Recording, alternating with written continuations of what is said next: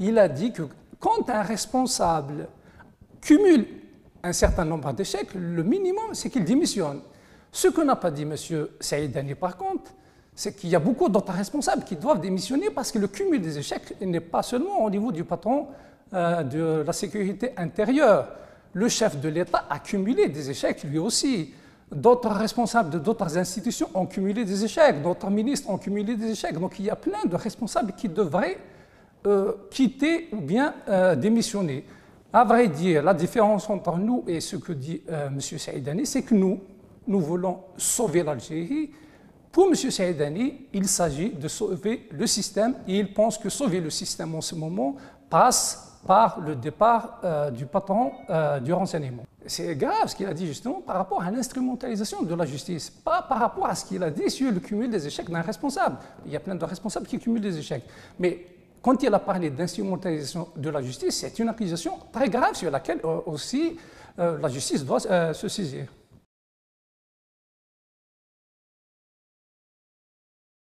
Je pense que tous les partis politiques algériens, qu'ils soient dans l'opposition ou qui soient au pouvoir, ont été victimes des interférences de cette police politique. C'est pour ça que nous avions dit depuis longtemps qu'il était temps à ce que les services de renseignement s'occupent de leurs missions constitutionnelles qui sont la défense du territoire, le contre-espionnage et la lutte contre le crime économique.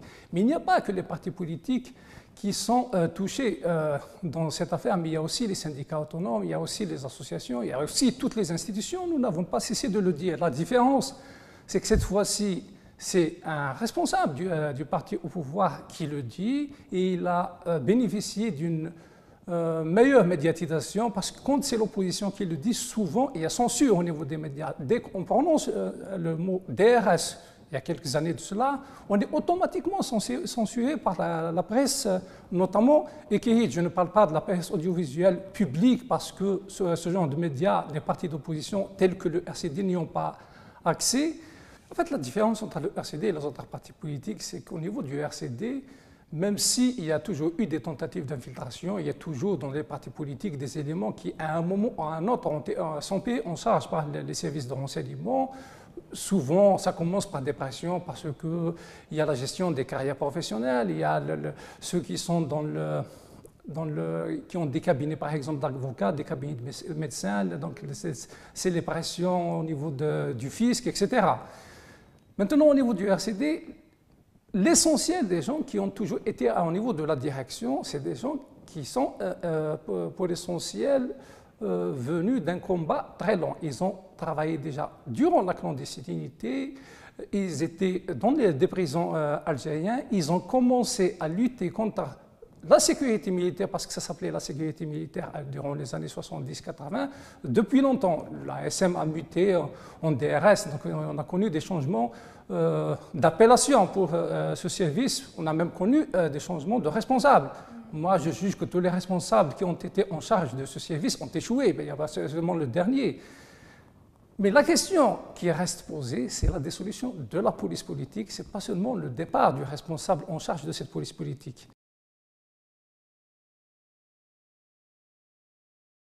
Or, au niveau du RCD, on ne se limite pas à dénoncer. Dans notre communication au niveau du RCD, nous ne sommes pas de ceux qui s'adressent au pouvoir. Nous sommes un parti politique, nous jugeons que dans notre message politique, il faudra s'intéresser à l'opinion publique en général et aux citoyens en particulier. Nous ne croyons pas au RCD qu'il s'agit seulement de demander le départ du système. On ne demande pas un système de partir. On crée les conditions du départ de ce système. Et c'est pour ça, au niveau du RCD, nous n'avons pas cessé de dire, notamment depuis une année, que c'est important que les différents acteurs politiques, quelle que soit leur sensibilité, se rencontrent, débattent des questions essentielles.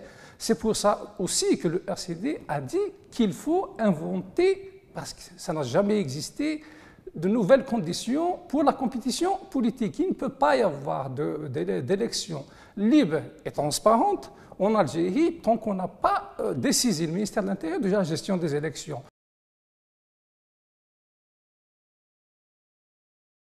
Du RCD, on se désole de cet unanimisme, notamment au niveau de la presse, même si on le comprend, l'essentiel de la presse algérienne, notamment la presse écrite, subissent le diktat de la publicité. Pour avoir de la publicité, il faut être proche du pouvoir, au minimum ne pas être très critique vis-à-vis du pouvoir. Mais la confusion qu'il y a eu justement dans les déclarations des uns et des autres, c'est qu'ils sont en train de confondre entre l'institution qui est l'armée et une structure qui dépend d'un département qui dépend d'une institution qui est l'armée.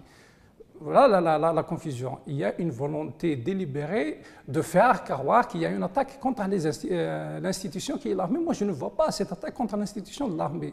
Par contre, j'ai vu d'autres déclarations de responsables actifs ou en retraite qui se sont attaqués à des institutions, parce qu'ils se sont attaqués à l'institution de l'armée et ils sont attaqués à l'institution de la présidence avec des propos très graves. Et là, personne n'a osé dénoncer et dire que voilà, il y a des dépassements très graves, il faut que la justice, là aussi, se saisisse du dossier. Il y a d'abord les déclarations du général Belhadid, mais il y a aussi d'autres déclarations. Moi, je trouve anormal que des militaires actifs en retraite continuent à considérer que ce pays est sous leur tutelle. Il n'y a qu'en Algérie qu'on continue à organiser des retraités de l'armée en région militaire, parce que c'est le cas, et on les utilise comme groupe de pression dans une lutte de clans. Moi, je considère qu'un militaire en retraite redevient un citoyen comme tous les citoyens algériens. Le grade, à partir du moment où on est en retraite, on dit un ex-général. Ce n'est plus un général. Ils n'ont pas le droit, et c'est ça la tentative en ce moment, et on le sent, il y a une volonté de remettre sur scène les militaires. On les retrouve comme candidats à la présidence, on les retrouve comme chefs de parti politique, on les retrouve comme politologues, on les retrouve comme journalistes. Pour le boycott, nous l'avons bien expliqué, puisque ça fait une année que nous sommes en train de débattre de la question de l'organisation des élections. Nous avons été à la rencontre de différents acteurs politiques algériens pour dire qu'il faut qu'on débatte des conditions de l'organisation de cette élection. Et c'est comme ça que nous avons produit un projet, une offre politique portant comme instance de gestion des élections. En d'autres termes, une instance qui va reprendre les prérogatives du ministère de l'Intérieur dans la gestion des élections. J'ai dit que cette offre politique a été revendiquée par l'essentiel de la classe politique. Malgré cela, le pouvoir algérien a refusé de changer les règles du jeu. En réalité, il y a trois catégories parmi ceux qui ont récupéré ces formulaires. Il y en a qui réellement sont candidats, donc sont intéressés par la collecte des signatures. Il y a une deuxième catégorie qui font dans le business à l'occasion de ces élections, donc ils ramassent des signatures et les proposent aux autres candidats pour les vendre. Il y a une troisième catégorie, c'est ceux qui préparent des signatures pour l'éventuelle candidature de l'actuel chef de l'État.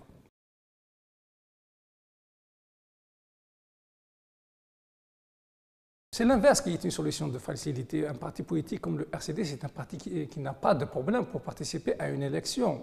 Nous avons déjà participé à des élections présidentielles. Je me souviens de l'élection de 1995, je me souviens des élections de 2004. Nous en avons boycotté d'autres élections, mais à chaque fois, le RCD a posé des conditions. D'abord, le boycott a commencé, c'est-à-dire la campagne pour le boycott a commencé depuis plus d'une année. À partir du moment où nous avions commencé à dire que, s'agissant des futures élections, il faut un certain nombre de conditions à garantir, à partir du moment où nous avons dit voilà une nouvelle offre politique qui s'appelle Instance pour la gestion des élections, nous étions déjà dans la campagne pour le boycott. Si refus il y a, c'était automatique qu'on aille vers le boycott. Maintenant, qu'est-ce qu'on fait depuis l'annonce officielle de notre non-participation à l'occasion du dernier Conseil national? Je vous informe que malgré l'interdiction qui est faite aux partis politiques d'utiliser les salles pour faire campagne pour le boycott, nous avons organisé 32 conférences débats depuis le 24 janvier. Ça veut dire qu'en moins d'un mois, il y a 34 conférences de débat organisées et animées par les cadres du RCD qui ont tourné pour l'essentiel autour du boycott de l'élection du 17 avril. En fait, le débat, justement, en ce moment, avec les acteurs politiques avec lesquels nous sommes en train de discuter, il y a plusieurs options. Mais l'option qui revient le plus, même si on n'a pas rendu public, c'est l'idée de décaler les élections, d'aller, pourquoi pas, vers une conférence nationale avec tous les acteurs politiques, avec leurs différentes sensibilités, pour, encore une fois, débattre des questions essentielles.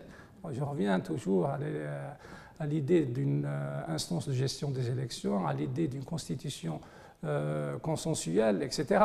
Mais ça reste pour l'instant au stade de débat, c'est pour ça qu'on n'a pas voulu communiquer trop là-dessus.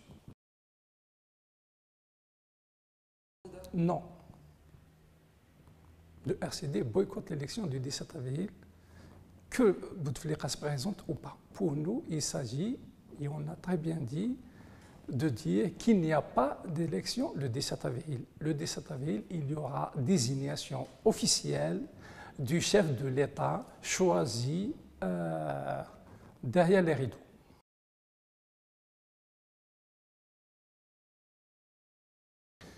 Non, d'abord, ce n'est pas nouveau. Le RCD a déjà eu des rencontres par le passé avec des partis islamistes. Nous avons déjà eu à organiser des actions en commun. Je vous rappelle les plus importantes. D'abord, il y a eu la dénonciation de la fraude électorale de 1997. Tout le monde se souvient que durant cette dénonciation, l'essentiel de la classe politique, qu'ils soient islamistes ou démocrates, ont participé. Nous avons vu, les images existent encore, les leaders de ces différentes parties marchaient ensemble. Moi, je me souviens des réunions qui se tenaient ici à El Biar, ou bien au niveau du siège de Didouche, ou bien au niveau des sièges des différentes autres partis politiques. Il y a eu aussi d'autres rencontres, pour ne citer que les plus importantes, celle de 2004, où les partis politiques, en tout cas les candidats, se sont mis d'accord pour surveiller les élections en commun. Nous n'avons pas la même vision des choses. Nous pensons qu'un responsable politique, il faut qu'il soit constant dans le combat, d'abord. En plus, nous ne pensons pas qu'il s'agit de travailler à recréer le consensus ou bien le compromis entre les différents clans ou segments du régime. Il s'agit de travailler à sauver l'Algérie et pas à sauver le régime. Donc, dans les déclarations que j'ai lues, dans la déclaration que j'ai lue aujourd'hui, il s'agit plutôt d'un compromis entre les clans et les différents segments du pouvoir pour sauver le régime.